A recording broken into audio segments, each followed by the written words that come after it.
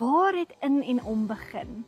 Dit was nie die naam nie, die platform was nog nie heeltemal vir alle SME's nie. Dit was 'n droom wat begin het. Klomp universiteitsvriende het in 2009 of 2010, ek kan nie eens lekker die jaar onthou nie, het ons besluit ons ry nou van ons studentehuis in Potch af.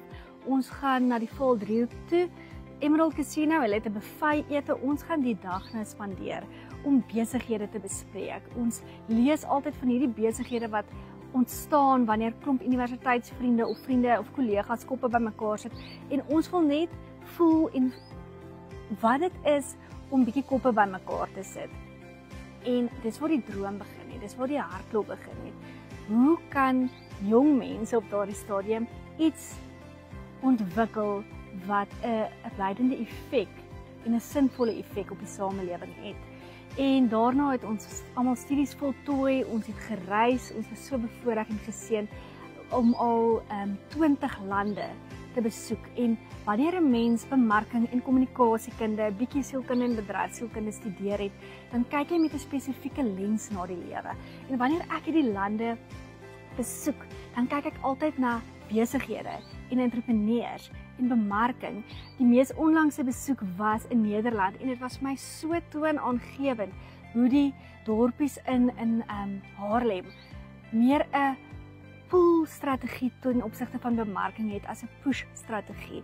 En dan kom jy terug in Suid-Afrika en is al hierdie billboards en mense voel soms bietjie benoud. En met die reise saam het ek gewonder, hoe kan 'n mens dit wat jy in ander lande sien?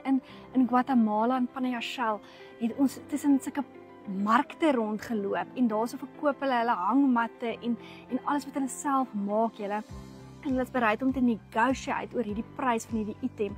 En in Indië dieselfde, dan kom jy weer in Israel en alles is so eerste wêrelds. En ek onthou nog toe ek teruggekom het van Israel af, waar ek met Anel Botha, wat kort daarna my trourok ontwerp het, vertel het hoe hierdie mense so corporate wear nie tipiese corporate wear is nie, maar dit is so mooi vir my. En ek vra, hoe doen 'n mens dit? Kan 'n mens nie vir mense wys jy hoef nie op 'n sekere, almal hoef nie copy and paste te wees om korporatief en netjies te wees nie.